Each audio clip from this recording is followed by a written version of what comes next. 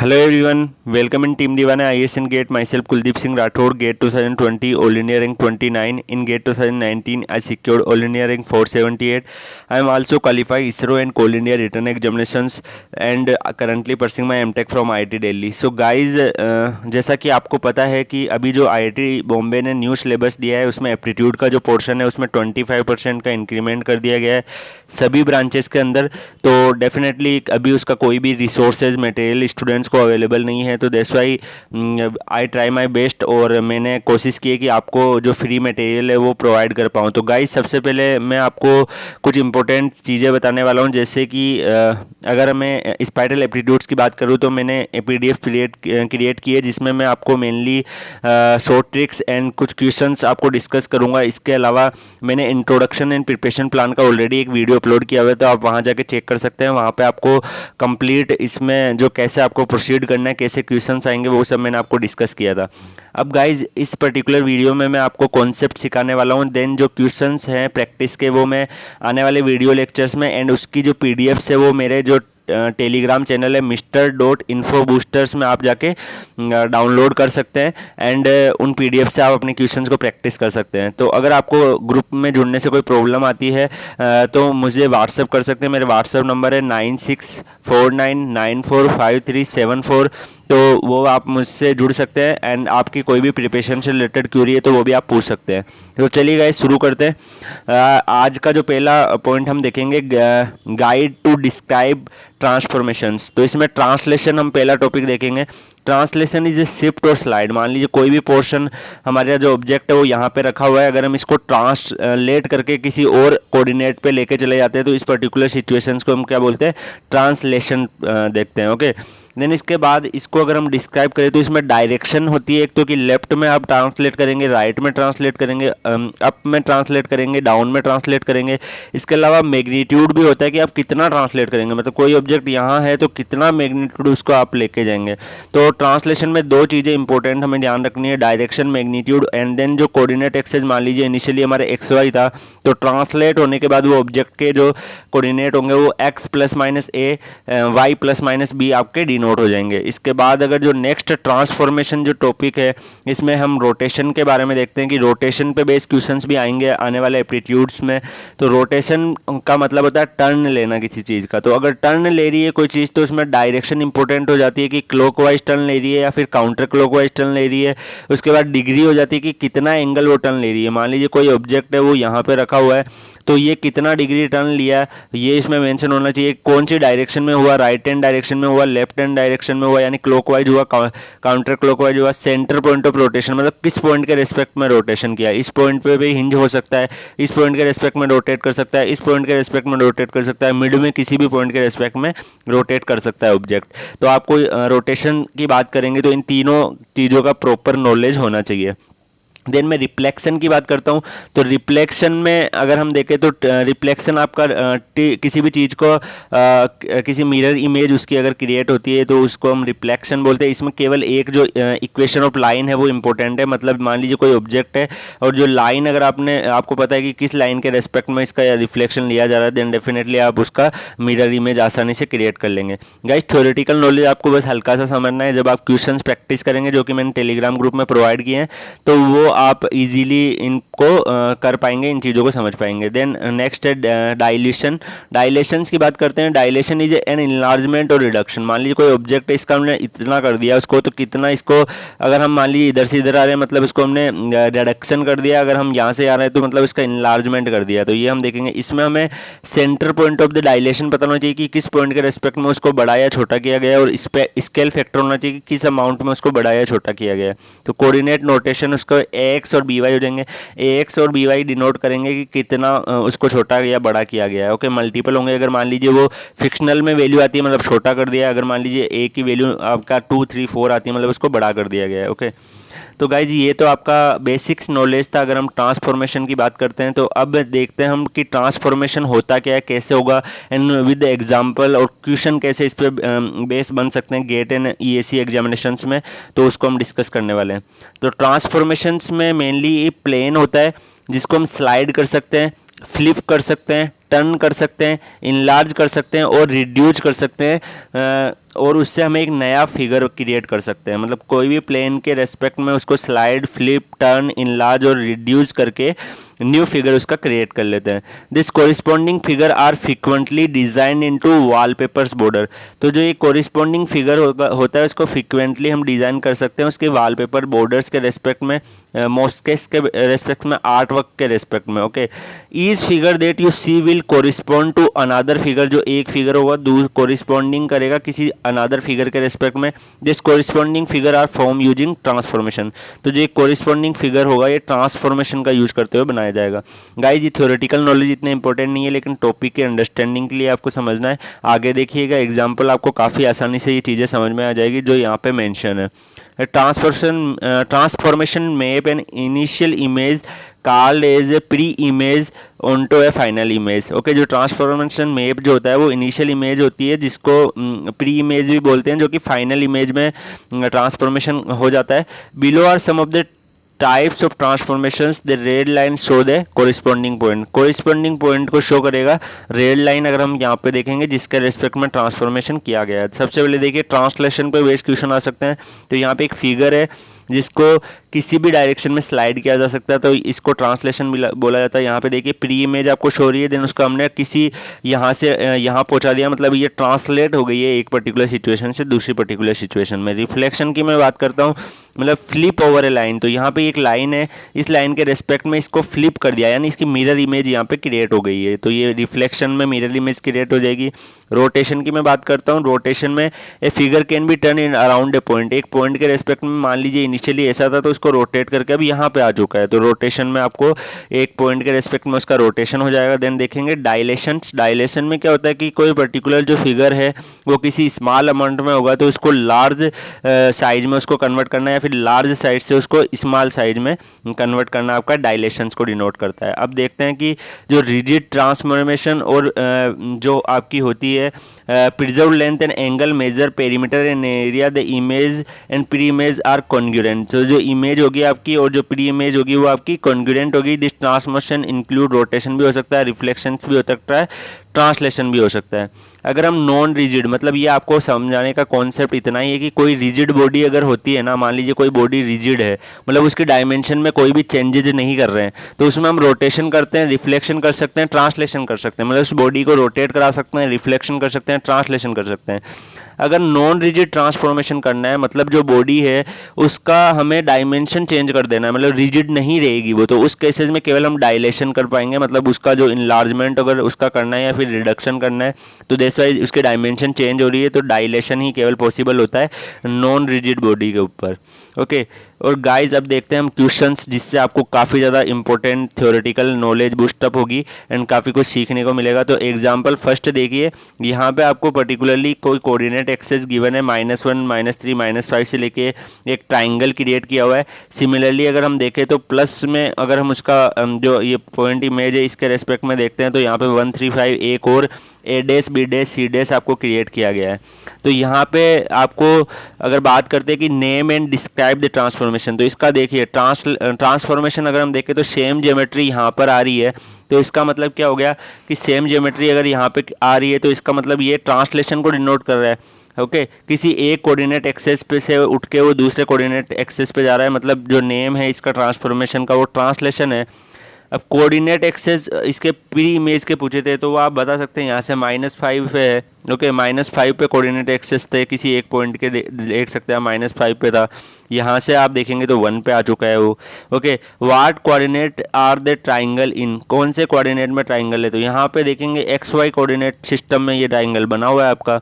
In ABC congruent to A dash B dash C, क्या ABC उसके congruent है A dash B dash C, तो congruent की definition हमने पढ़ी थी अभी, तो ये पर्टिकुलरली उसके कॉन्ग्रुएंट होगा क्योंकि सेम डायमेंशन रख रहा है, उसके डायमेंशन में कोई चेंजेस नहीं आ रहे हैं, तो डायमेंशन में अगर चेंजेस नहीं आ रहे हैं तो कॉन्ग्रुएंट होगा। ये एग्जाम्पल जस्ट मैंने अंडरस्टैंडिंग के लिए किया है आपको कि डिफरेंट अंडरस्टैंडिंग हुए। यहाँ पे अगर हम देखें तो एक पर्टिकुलर डायग्राम बना हुआ है और एक अलग ट्रांसफॉर्मेशन के बाद वाला डायग्राम बना हुआ है, तो यहाँ पे देखेंगे तो अगर हम देख सकते हैं यहाँ पे अगर हम एक लाइन ले लें यहाँ पे, तो इसकी मिरर इमेज जो है इस पर्टिकुलर पॉइंट की मिरर इमेज यहाँ पे क्रिएट हो रही है। इस ट्रांसफॉर्मेशन में हम मिरर इमेज क्रिएट कर रहे हैं, तो यहाँ पे आपका रिफ्लेक्शन वाला ट्रांसफॉर्मेशन होगा।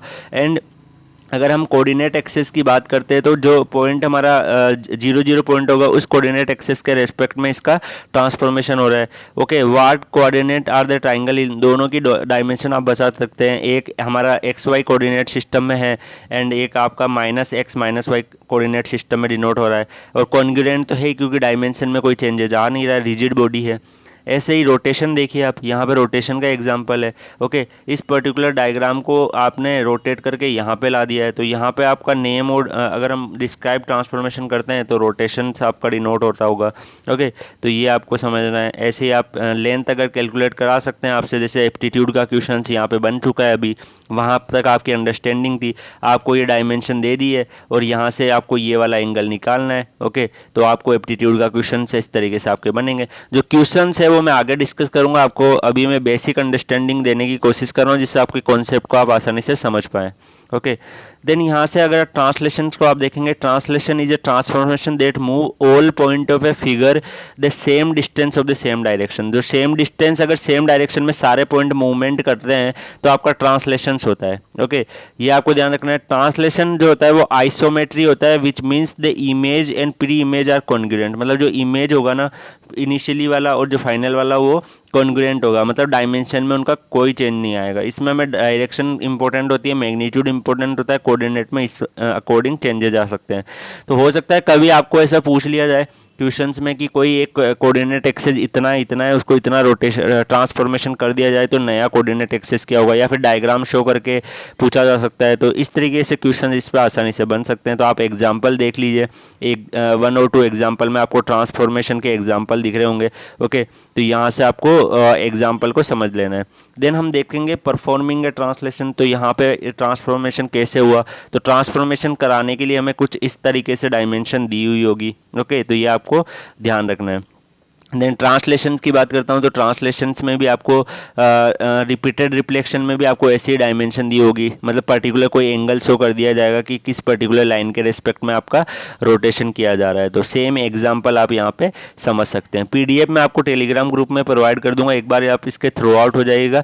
देन अपन जो मोस्ट इंपॉर्टेंट चीज़ें होगी वो क्वेश्चंस होंगे, जो क्वेश्चंस वाली जो वीडियो है मैं उसमें डिस्कस करूँगा, अच्छे से आपको क्वेश्चंस एक्सप्लेन करूँगा। ये केवल आपको बेसिक अंडरस्टैंडिंग देने के लिए वीडियो बनाया हुआ है कि आपको ट्रांसफॉर्मेशन जो एप्टीट्यूड में नया टॉपिक आया है उसके टॉपिक्स कैसे कैसे होते हैं उनके बारे में जनरल अंडरस्टैंडिंग आपको हो जाए। ओके, तो यहाँ से अपने रिफ्लेक्शन देखा, तो रिफ्लेक्शन आपका कौन सी एक्सेस के रेस्पेक्ट में हो सकता है। मान लीजिए यहाँ पे आप देखेंगे एक्स वाई कोई रिफ्लेक्टेड हो रहा है एक्स एक्सेस के रेस्पेक्ट में, वाई एक्सेस के रेस्पेक्ट में रिफ्लेक्शन हो सकता है। ऐसे ही y is equal to x, मतलब ये वाली जो लाइन मैंने क्रिएट की या फिर ये वाली जो लाइन क्रिएट की, इन पॉइंट के रेस्पेक्ट में भी रिफ्लेक्शन हो सकता है। तो ये आपको पता रखना है कि आपको एंगल दिया होगा जब भी रिफ्लेक्शन दिया होगा। तो यहाँ पे बेसिक रिफ्लेक्शन के एग्जांपल आप देख सकते हैं कि एक पर्टिकुलर पॉइंट देके आपसे ज्योमेट्री क्रिएट करवाई है, देन उस ज्योमेट्री को हम रोटेशन में भी ला सकते हैं।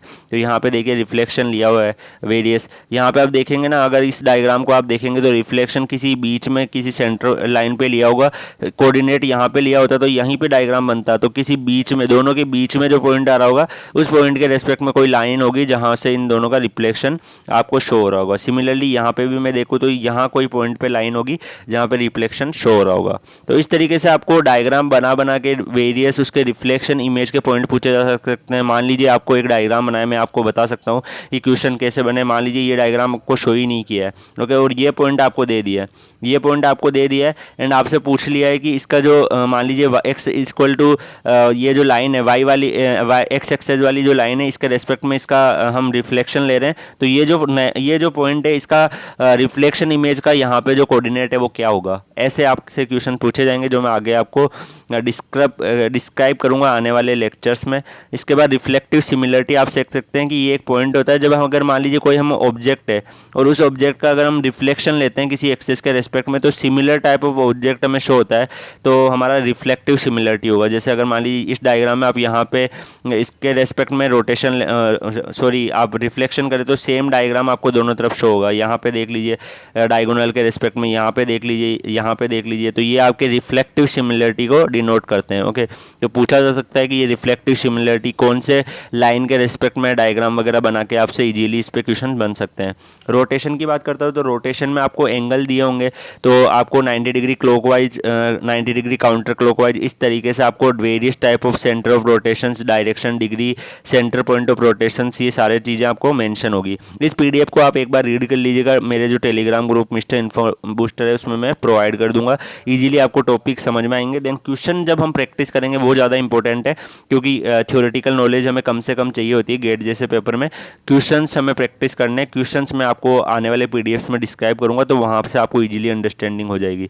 ओके, ऐसे ही आपको रोटेशन को समझाया हुआ कि कैसे कैसे इसका रोटेशन किस एंगल के रेस्पेक्ट में लिया हुआ है।